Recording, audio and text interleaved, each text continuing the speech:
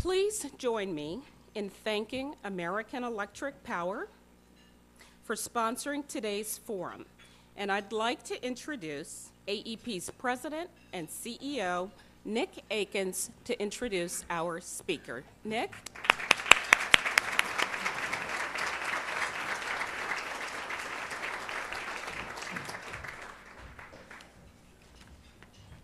Oh, she pulled the tag off of me real quick.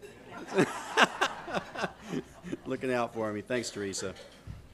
Yeah, our entire management team is having a meeting over at One Riverside Plaza today, but this is an event that I definitely would not miss. It is my distinct honor today to introduce Bill Lhota.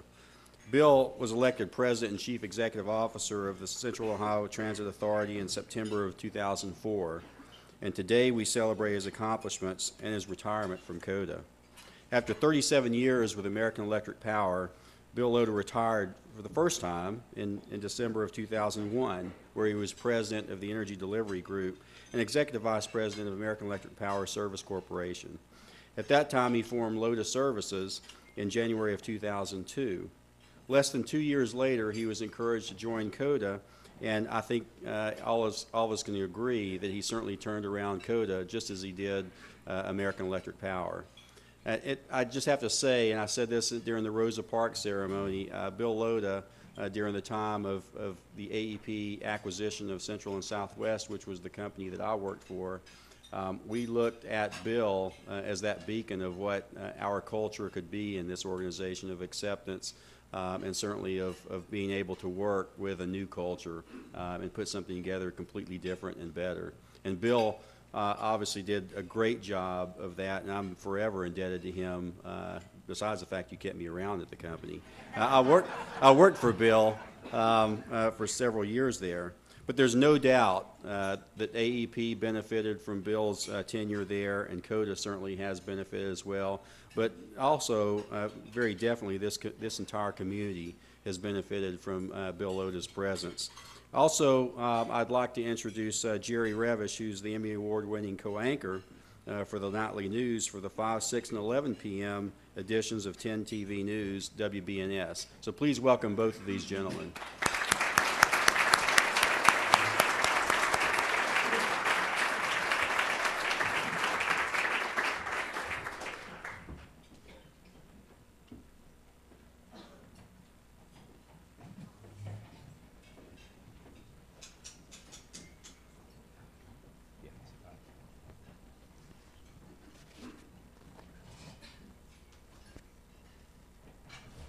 Well, good afternoon.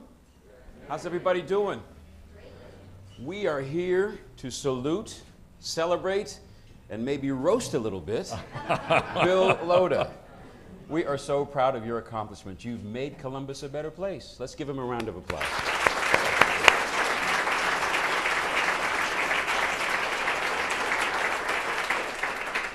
We want to pick your brain this afternoon a little bit and have some fun with you. We got some folks that have some searing questions to ask you today.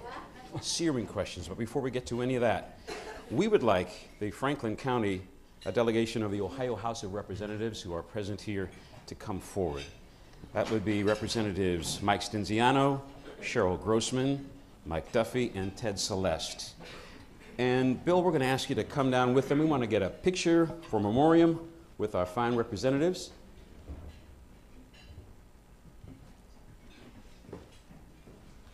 Let's see. Is Ted in the room? Had to leave? Okay, well, good. Good. Got the best two, I'm told. All right. On behalf of the members of the House of Representatives of the 129th General Assembly of Ohio, we are pleased to extend special recognition to William J. Lhota on the memorable occasion of your retirement as President and Chief Executive Officer of the Central Ohio Transit Authority. Throughout more than 7 years of distinguished service with the Central Ohio Transit Authority, you have demonstrated an unwavering dedication to performing your duties and fulfilling your responsibilities with the utmost efficiency and competence.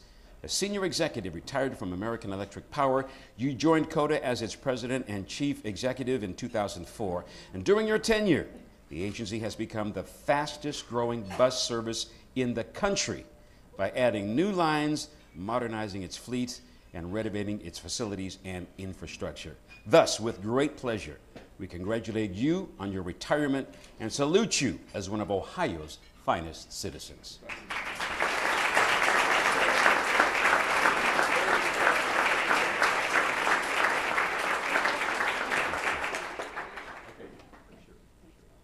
Thank you very much. All right.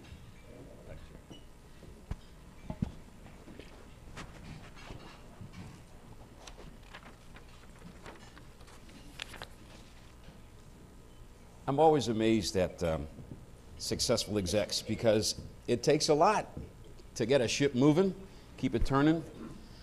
Before we get into the other things about COTA, just give me your management style. How does Bill Lhota manage people? And did that change when you went to COTA? No. My management style from day one has been pick good people, empower those people, and get out of the way. And I have to say, because I don't know, Nick, whether you have to leave, but there's a good example. But I also, Nick, that you have a major management meeting going on, and I am very humbled that you would take time away from that to come here today to make that introduction. It means a lot to me. Thank you very much. But you win with people. Yeah? What one person can do individually is very small. What a team can do is unlimited. So I had a great team at AEP. I had a great team at COTA, and they did all the work. What kind of culture did you find there, and did you have to change it in any way? We did. It's common knowledge, and you'll probably hear from Bill Porter here a little bit. COTA was reputationally harmed, managementally stressed. There was a study that was completed that was not favorable, and we essentially had to reinvent COTA. But when you look at all the COTA team that's here, these folks really, really committed themselves to moving forward, and through all of their efforts, we were able, I think, to make a small difference for this community. That's very humble of you, but it's more than a small difference. Well, you can't make this into the fastest growing bus service in the country, making small differences, but we do appreciate you saying that. What was on the top of your list of things to do when you got to COTA? Learn how a bus company ran. Okay. Yeah. Okay. My wife and I have been blessed beyond measure. As I look around this room, I see faces I'm very humbled by their presence. But there's also a lot of my colleagues from the transit industry, from Dayton, from Toledo, and I suspect some that I haven't seen. And I'm very humbled that they would take time out of their busy schedules to come here today. But they also were a help to me in learning this business. As I've said many times, Jerry, the only time I was on a bus in Central Ohio was when my brother's car got towed when we were students at Ohio State. We had to ride the bus downtown to extract the car from the impound lot. So I did not know the public transit business, but I felt I knew business, and by identifying good people within COTA, that we were able to make a difference. Why'd you decide to move the headquarters downtown? We needed to be at the central part of our service territory. We were out on McKinley Avenue, as you know, removed from COTA. We had many employees, I'm not proud to say, that never rode the COTA bus. And we felt, number one, we needed to be downtown, we needed a downtown presence, needed to be close to our service territory, and Broad and High is the heart of the service territory, and we wanted to be able to have our employees ride the bus. So when we bought that building, we said no parking for anybody. And we have employees that now ride the service they provide. And seeing Curtis Stitt back there, my successor, he tells a story about one of our early management meetings after we moved downtown. We had a Q&A, and people were reluctant to ask questions, but we knew there was an undercurrent of we're downtown now and we have to ride the bus. And one lady said she had a question. She was unhappy. Said she was unhappy, and of course we're all thinking, here it comes.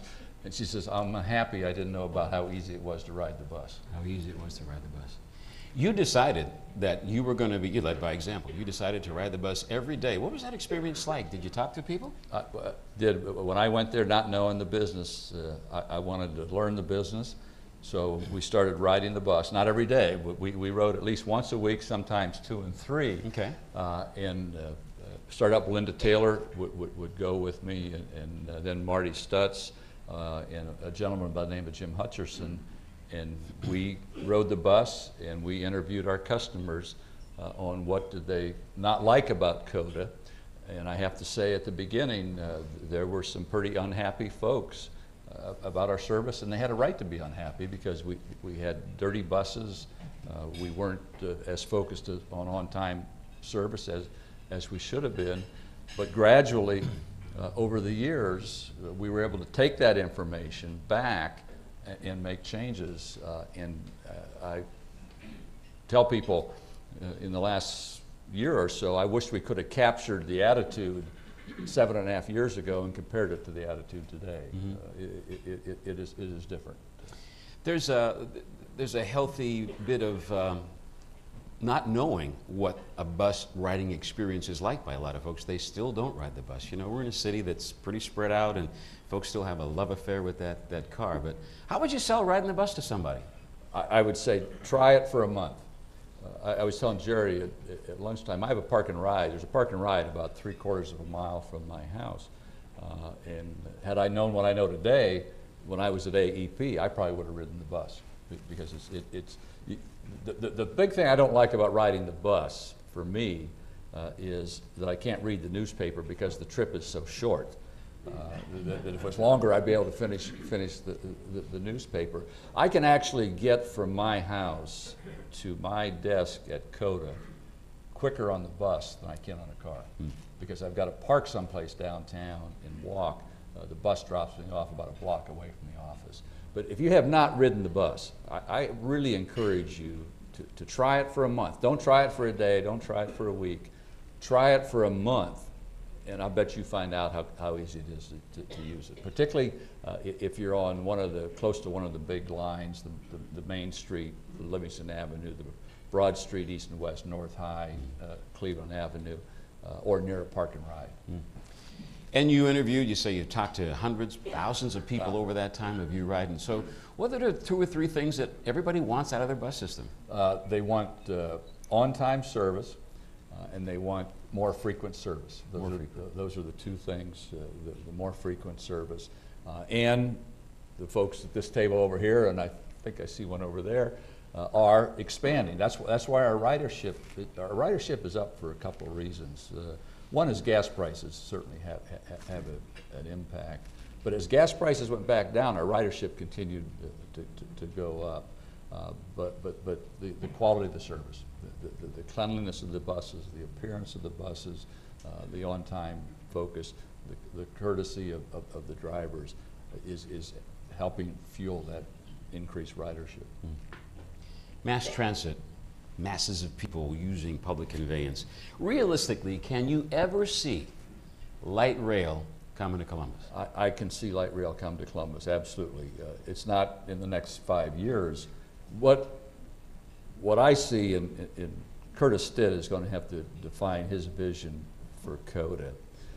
But I think now COTA is a well-run, well-managed bus company. And I think the community senses that, and I think the community is ready to entrust COTA to that next increment. I think what you're going to see, and again, Curtis is going to have to lay it out, but I think you're going to see bus rapid transit because COTA is studying that in the northeast corridor, the Cleveland Avenue route now. As bus rapid transit will evolve, that will then morph into light rail. When gasoline hits $7, $8 a gallon, there's going to be a demand for more public transit. And in my view, gasoline is going to hit $7 or $8 a gallon in the near future because the supply is finite, and as the world economy re-emerges and China and India start developing, they're going to demand more petroleum, and that's going to drive the price up. Well, mostly what we've heard about mass transit or light rail has been just a north corridor, northeast corridor, somewhere along there. Are you talking about that or beyond that? I'm talking about beyond that. It's got to start somewhere. Yeah. And you start it in the most densely traveled corridor. But once it gets started, once people see the benefit of it, and development starts attracting to that area, we got a couple of real estate developers over here with my daughter and Mr. Weiler. Once development starts coming to the fixed guideway systems, you see the benefit, and it will evolve. What scares everybody off, though, is the expense, the cost. It is not inexpensive, but it's a long-lived asset. The interstate highway system was not inexpensive either, but look at the development that spurred. These are long-lived benefits, and you got to look at the amortization over a number of years. What sold you on having COTA be a sponsor of Rosa Parks Day? We're just going to move into that little civil rights part of you. Why did you decide to get involved? Well, I have a great love of history, and I have a great love of the civil rights era history. And Belinda Taylor and I got hooked up with Joyce Beatty when Joyce Beatty introduced legislation to have Ohio be the first state to designate Rosa Parks Day. And we were sitting in Joyce's office, and I said, why don't we bring our Civil Rights Air bus over to the State House, and we can have a media event around her piece of legislation. And that did pass, and we decided, well, we'll have a small event in 2005 to commemorate the 50th anniversary of Rosa Parks sitting down the bus. And we actually held it in our garage. We can say that event, Jerry, started in a garage. We held it in our McKinley garage. So did Hewlett-Packard, so. So our garage is a little bit bigger than their garage. But we held it in the garage, and we said, this should be COTA's signature event, because it happened on a bus. It's tied to public transit, and it has evolved through the years now. And you have been so gracious, I think the last 3 or 4 years. Jerry is the MC, not only of our evening event, but of the Children's Assembly, and through the support of Jerry and Channel 10, it has now evolved into a major event. And that's one of the things I'm really proud of at COTA. Oh, and we're proud of that being here in town. I guess when you see that sea of young faces, elementary school kids, coming in that room, that really heartens you, huh? It really does, really does. Yeah. Anything you wanted to accomplish but didn't during your time at COTA? Oh, I'm sure there's a lot of things.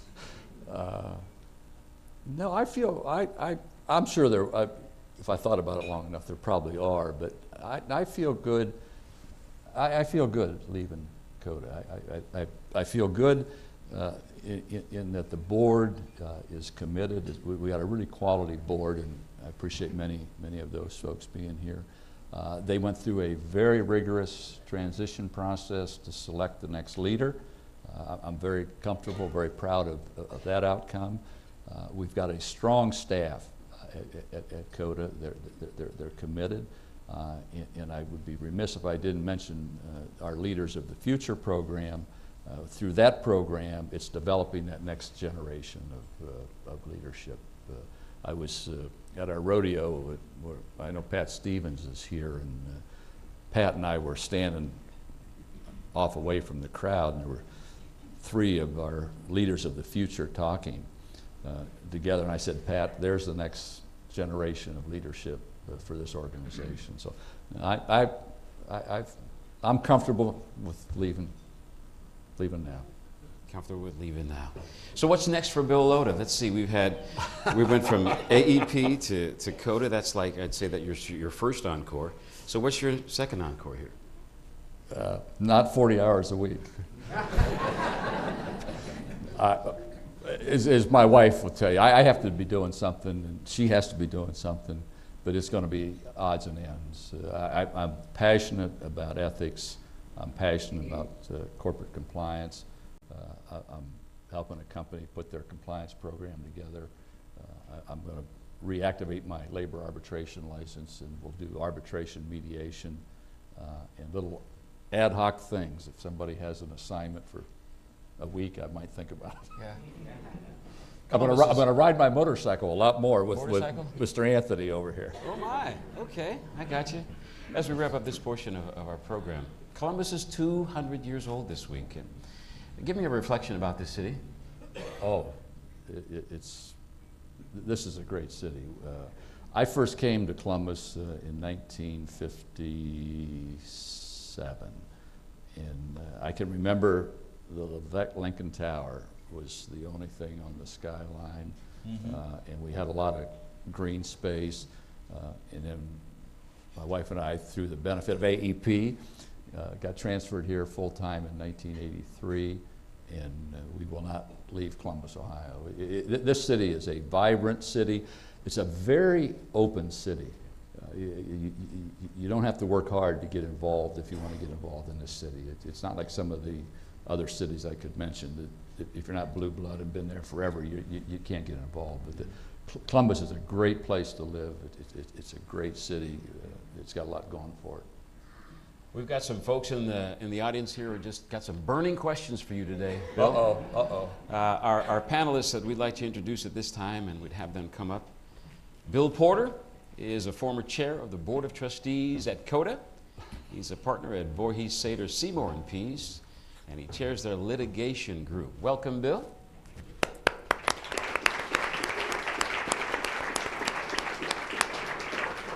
Ty Marsh is a former president and CEO of the Columbus Chamber of Commerce. Recently created his new consulting firm, Ty Marsh and Associates. Welcome, Ty.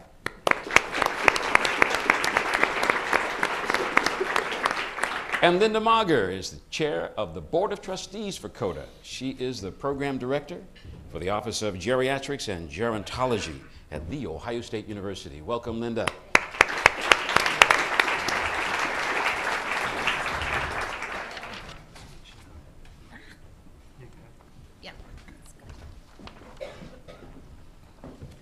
All right. Our first question, we'll do that with Bill Porter. Share a personal story or event that stands out in your time in working with Bill Lhota. So you're comfortable with leaving now, huh? Well, let me tell you, and many of you have heard this story before, but I'm going to tell it again because it centers us all. 2004 was a very dark and stormy time for COTA. Ridership was plummeting. Our financial reserves were eroding at a scary rate. Public and media scrutiny was at an all-time high. Public confidence in COTA was at an all-time low. Perfect storm. Our CEO abruptly resigns on the top of all of that. So there we are, the board of 2004, volunteer board, looking at each other, going, what the hell are we going to do now? We took a deep breath, and we took, I think, the biggest risk that we could have taken, and that was we made a decision to hire somebody, either first temporarily was our game plan, and then during the temporary hire, find somebody permanent. But our decision as a board was to hire somebody who was not necessarily a transit professional. That is not what COTA needed in the fall of 2004. What we needed was an experienced, sophisticated, hard-nosed business person who had a reputation for integrity, who had a presence in the community. We needed somebody who understood how to run and manage and affect change in a large organization. In the art of the impossible, we also needed somebody in 48 hours. And then my final criteria, which was critical to the entire hiring and selection process, my wife said I can only do this one more time. We needed somebody whose name rhymed with COTA.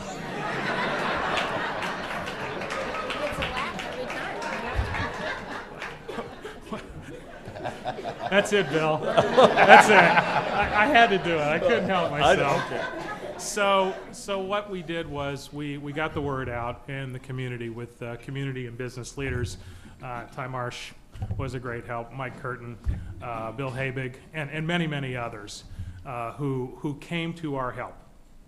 And we were looking again for this dream person with all these attributes. And a number of names were suggested, and a number of volunteers actually stepped forward from the community to take the role. But a name kept surfacing sort of through triangulation, and it was Bill's name. But it was always thought, well, this Bill Lhota seems to fit those criteria, but Bill's retired, forget about it. Well, the board didn't forget about it, and the board said, nothing ventured. Let's give it a shot. Go get him if you can. Well, I didn't know Bill Lhota, but my ace in the hole, my father, knows Bill Lhota. And he also had, more importantly, Bill's cell phone number. So I asked Sam to call Bill and introduce me, and he did that on a Saturday afternoon in August. And Bill I just said, Dad, just call him up and tell him I need help. We need help, and that's all. And don't say anything about why. So I called Bill. And he wouldn't. He would not tell me why. So I call Bill and I say, Bill, it's Bill Porter. And he goes, what can I do to help you? Classic Bill, right? And I said, well, really, you could help me by having lunch with me. I'm going to take a plane down to Naples on Monday. Would you see me? And he goes, well, as it is, I'm coming to Columbus. I'll see you Tuesday. So again, not much talk about what it is we're going to spring on Bill. We meet at Mitchell's for lunch.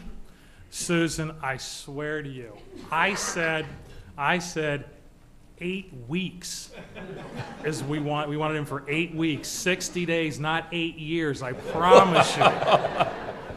So Bill is such a gentleman. He said, let me think about it. We did say 60 to 90 days. That was the proposal. Could you come help us out 60 to 90 days while we do a full national search for a CEO? He says, I'll get back to you. He calls me back the next day and he says, all right, here's the deal. I'm interested. Susan says it's okay. I want a year. I want a year. Because if I think I can help you, but I can't do it in 60 to 90 days. Sold, right? So 8 years later, we've been the beneficiary of your Fabulous. So, and all your skills, Bill, and judgment and vision. Thank you. Thank Bill. you. Thank you.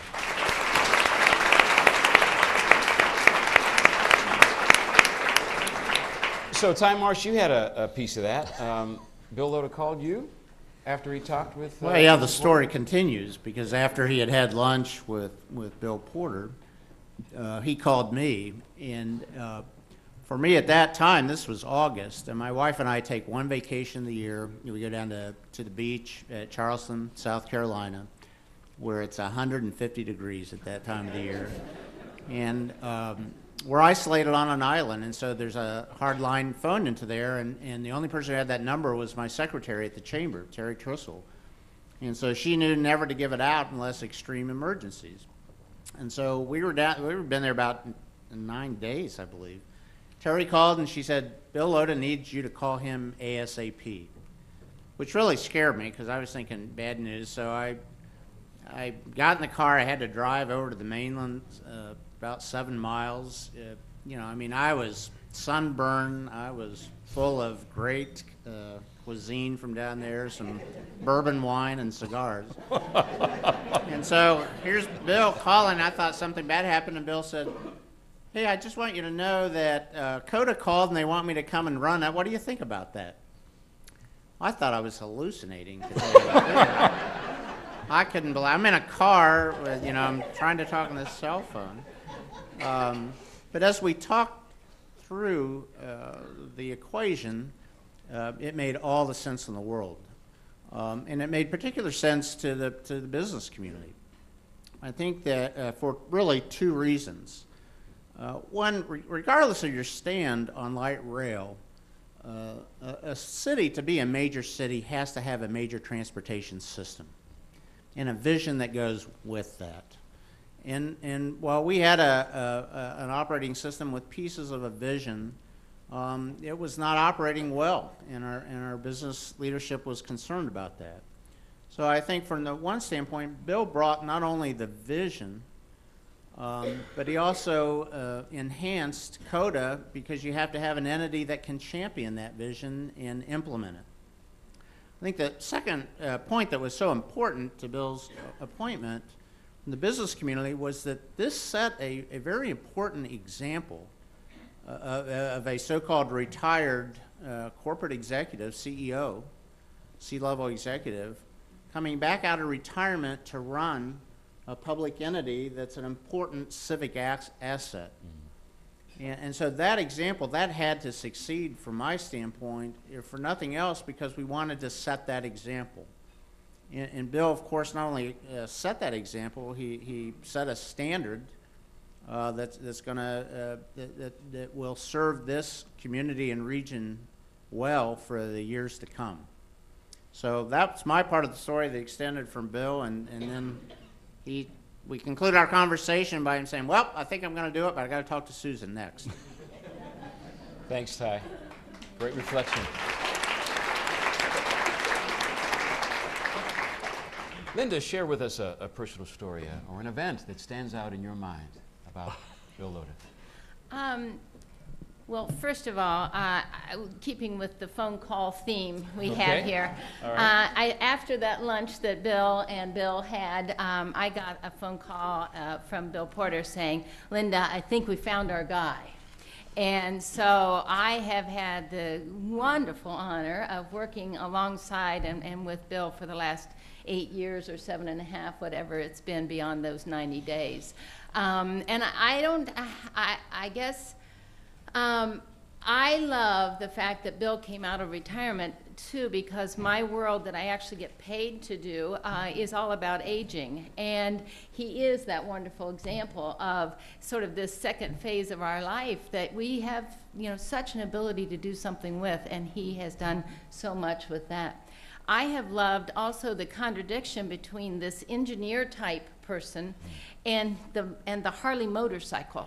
And we've connected as families, I think, on that motorcycle level too, because my husband's also a Harley guy, so that's been kind of fun to have them share those things. But during that work over the last 8 years, as I think about maybe the one word that kind of represents what Bill has done, it's all about infrastructure. He has really looked at our infrastructure as a community, as taxpayers, as our employees, as our buses. We didn't look so good at the time that we were at our crossroads, and I think we look really good now. And I think that helps people get on the bus. One of the best things that I think he did was that first day getting on the bus and really learning the business. I was amazed at that the CEO would go out and get on the bus. It's like I wonder if the CEO of Ford really drives a Ford. I've always wanted to check on that. Our COTA CEO rides the bus, and that's a really good thing. So I think we can be so proud of the position we've gotten to because of Bill's look at our infrastructure and really paying attention to all of the levels of need for the community and our transportation. And this business sense, we had that, we worried about being a non-transportation person. It was all about the business sense that got us to this place. Thanks so much.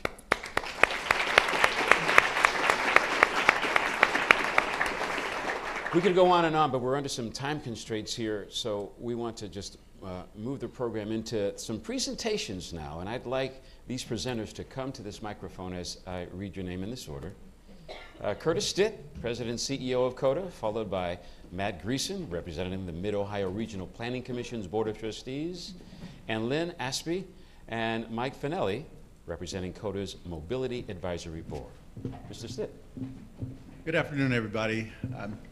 Keeping with the theme of telephones, I do have Bill Lhota's cell phone right here on my cell phone. Don't change that number, Bill. I might be calling you from time to time. I told Bill that final day when he packed up those last few items from his office, that if you forget something, Bill, I'll be happy to come down to Florida and deliver it personally. But in keeping with the austerity budgets that we have to maintain at COTA, I cut our travel budget. So instead of coming down, Bill, you did leave something. Some of us got together and cleaned it up for you, and we wanted to present it today since I can't fly down to Florida to see you. Oh, I know what this is. Thanks.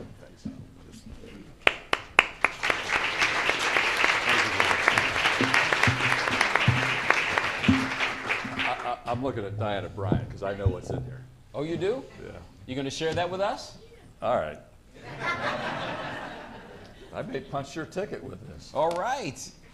You know, I also, the Lord works in mysterious ways, but I have been blessed both at AEP, Nick, I'm going to take credit for it, and at COTA with two great executive assistants, and their last names both are Bryant.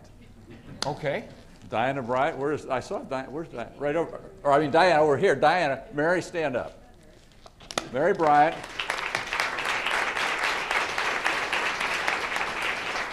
And Diana Bryant, stand up, Diana.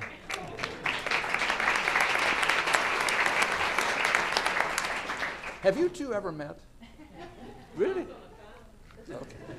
Well, the other thing about Mary, and it shows you what coincidences there are, Mary started riding the bus when she was 18 years old, and she has ridden the bus to work every day since she was 18. Now, I won't tell you how many years she's been riding the bus, but oh, thank you. This is an authentic COTA punch that the operators use to punch the tickets when the fare boxes don't work.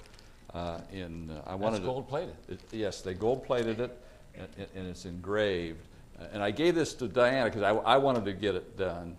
I did pay for this. Now, I paid for the punch. I didn't pay for the engraving, but I bought the punch. Pat Stevens will verify. Thank you very much.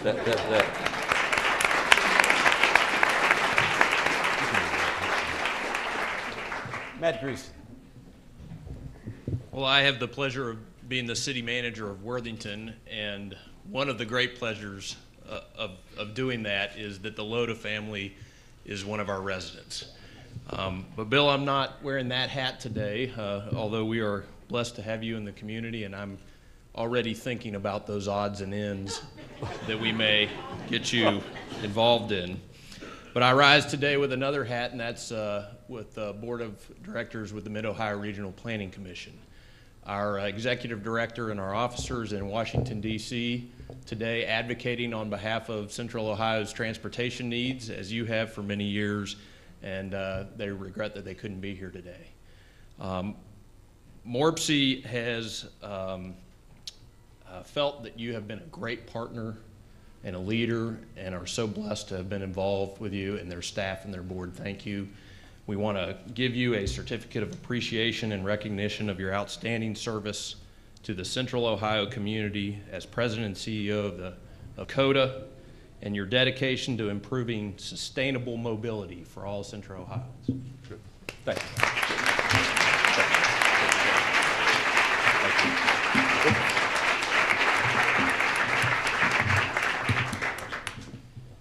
Then Espy and Mike Finelli. I don't know if you can hear me. As Director of Business Relations at Jewish Family Services, I'm keenly aware of transportation to companies throughout Columbus, Ohio. I joined the COTA Mobility Board to make a difference, but what I found was Bill Lhota wisdom, vision, and leadership in creating a board where 25 members can come together and discuss transportation, and it actually works. We've implemented wonderful things, and I'd like to share some of our accomplishments. We worked on the Rickenbacker area. I was keenly aware that there were no buses out to Rickenbacker, and this was such a fast growth area. Bill, you had to put up with my excitement and enthusiasm about getting buses out there, but we did it. We now have buses that meet the schedules of the employers. Our board made final recommendations to fund transportation programs utilizing federal funding, such as the Franklin County Department of Developmental Disabilities, Franklin County Jobs and Family Services, Heritage Adult Daycare, Life Care Alliance, and we also had a partnership with the city to look at, correct, and expand accessible sidewalks. It is your vision, leadership, and wisdom that has made a difference. You've changed the lives of people so they can get to work, and creating a board that really does work. Thank you for your vision. Thank you.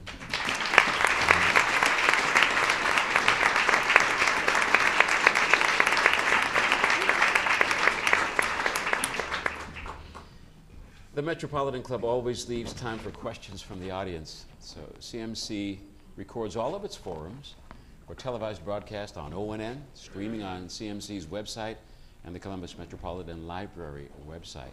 We have a microphone here in the room, so if you have a question or comments, please step forward to the microphone, introduce yourself, and ask your question. Sir.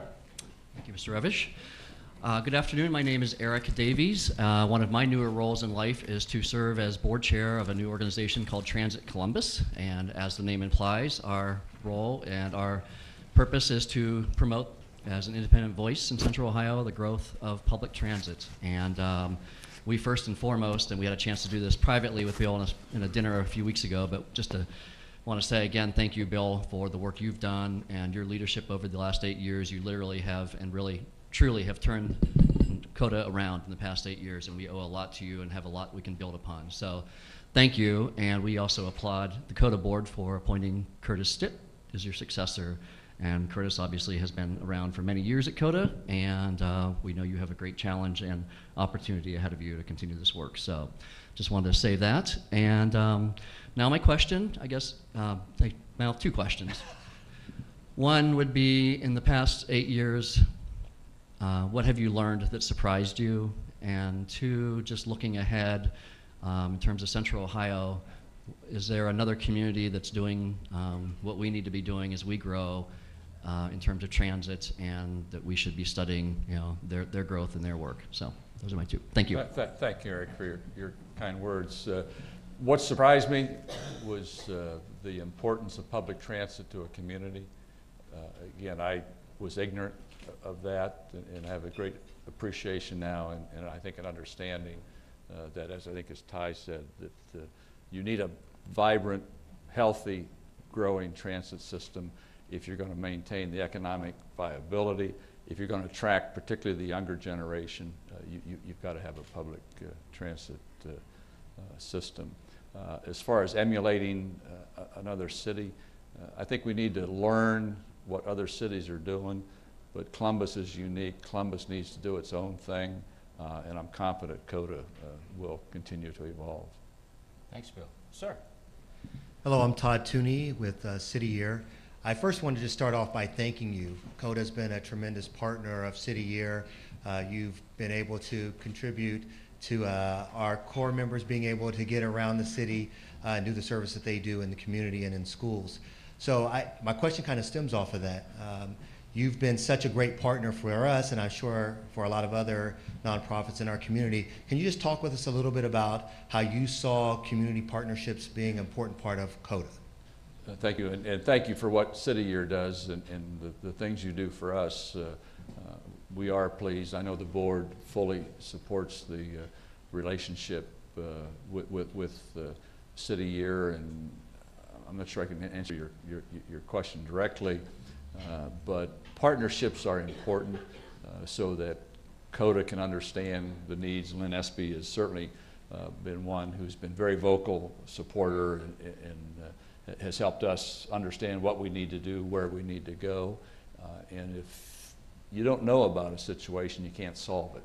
So community relationships, partnerships, networking is extremely critical to doing the mission that COTA has, or any organization has. Thank you. Sir. Mr. Reichert, now this is going to be, this is my role model in the future right here. Okay, well, I'm sorry. Yeah, Dan. I ditched. You're good. Oh, you're good. No, you're good. I do that, yeah. I can stretch out my answer so the time will run out before Dan gets a chance. I can talk for a while if you want. My name's John McKnight, and I work in a body shop in a collision repair field here in Columbus, and so I'm kind of torn because I want to see COTA do good, but then, you know, you displace cars, then people don't wreck as much.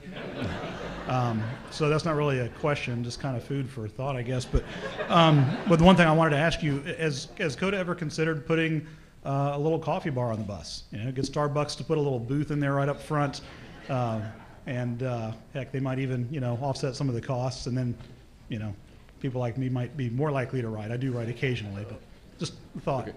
Well, I don't think you have to worry about cars are not going to go away. They may not be as prolific as they are now. I don't see, and I have nothing to do with it now, Curtis, but one of the things that COTA is very, very concerned about is safety on the coaches. Not only just on the coaches, around the coaches, in our work areas. And hot coffee and bus riders don't mix.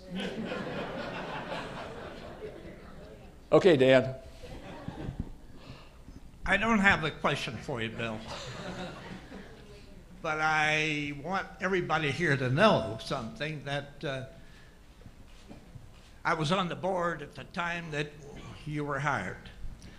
And do you recall the first day that you were at the board, having your meeting with us?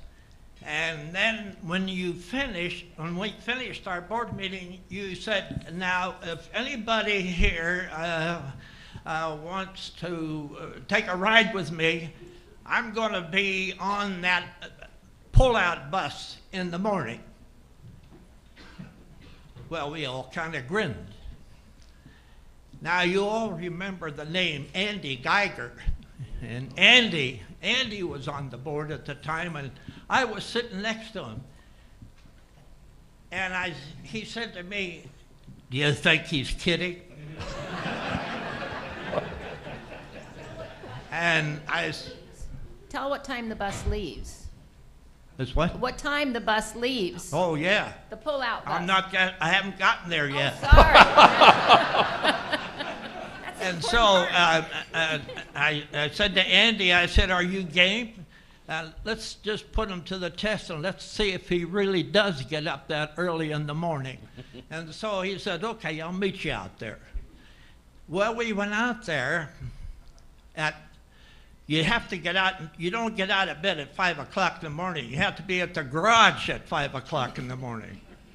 So Andy and I were there.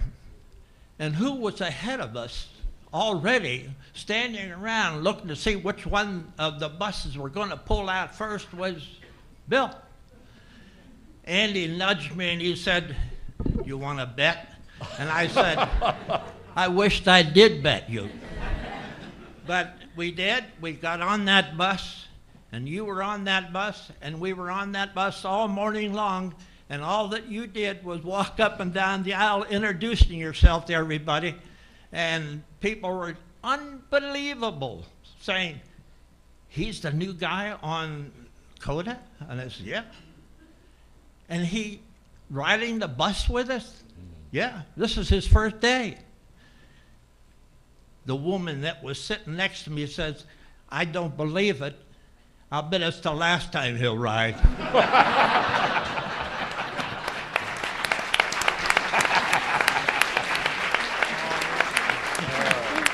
Thank you. Thank you. Sir. Tough act to follow. I can assure you it wasn't the last time. My name's Ken Stanley, and for the 7th time I've retired, most recently as a councilman from the village of Minerva Park. Bill and I met shortly after he came to town. I was chair of the Citizens Advisory Committee then, and quite concerned about transportation, much as I am today. There's a lot of things, you know, a politician that's lost for words isn't worth a damn. That's me. Bill, I'll just go right to the core. You've been great for the community. You've been great for the citizens and your consumers. And on behalf of all the people that rely on your service, on COTA's service, I want to thank you. It just was, you made a difference in our lives that is positive. And yes, in 2004, we were as worried as your board was, believe me. But all is good, things are getting better, and, oh, by the way, I was channeling with your mother this morning, and she said, be sure and tell Bill to wear his helmet when he rides his motorcycle. Thanks, Bill, for everything from Janine, Jackson, Swap, and the community. Thanks, Ken. Thank you to all of you. Thank you to all. Bill, it's been quite a ride, sir. It's been quite a ride. And I will never refer to you in the past tense because you got too much going on for you and too much to give back to the community for us to say that. Congratulations. Thank you, Jerry. Can I take just a second, Teresa? It's small world. Teresa was my executive assistant for how many years? 3. 3 years, and she kept me out of trouble constantly, Nick, constantly. But let me just tell you how humbled I am with the recognition and the kind words. It's not my comfort zone to do that, but as I said, the Lord's been great. Bless Sue and I more than I can say with my daughter Ann and my nephew Dan and his wife Tiffany here. And as I look around this room and I see faces of people that have supported me, and I don't want to leave anybody out, but I'm going to take a big risk and say, Nick, AEP has been phenomenal over the 7.5 years in supporting me. I know Steve Steinauer was here from Huntington. I don't know whether Steve's still here. He's very busy. Huntington has supported me every step of the way, supported COTA every step of the way. I know Archie Griffin is here, and Archie has been a real friend, colleague, and a supporter. Archie did a robocall for us on our levy, and were it not for that, I'm not sure we would have had that overwhelming victory of 7,000 votes out of several hundreds of thousand.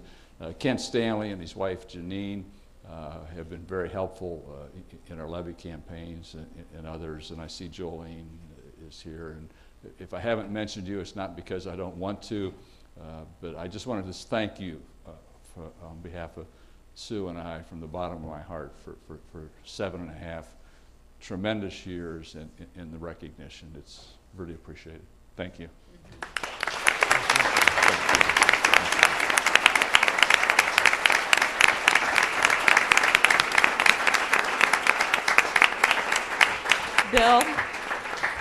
Bill, this has been so much fun today, and we thank you from the bottom of our hearts. And thank you for stepping on the bus at COTA, and we are wishing you well as you get off the bus and ride that motorcycle. You can continue the conversation out in our lobby over coffee and cookies with Bill, and we would like for you to help us thank our sponsor, American Electric Power, and the Columbus Dispatch for supporting our forum today. And let's again thank our special guest, Bill Lhota, and panelists, Linda Mauger, Bill Porter, and Ty Marsh, and our moderator, Jerry Revish.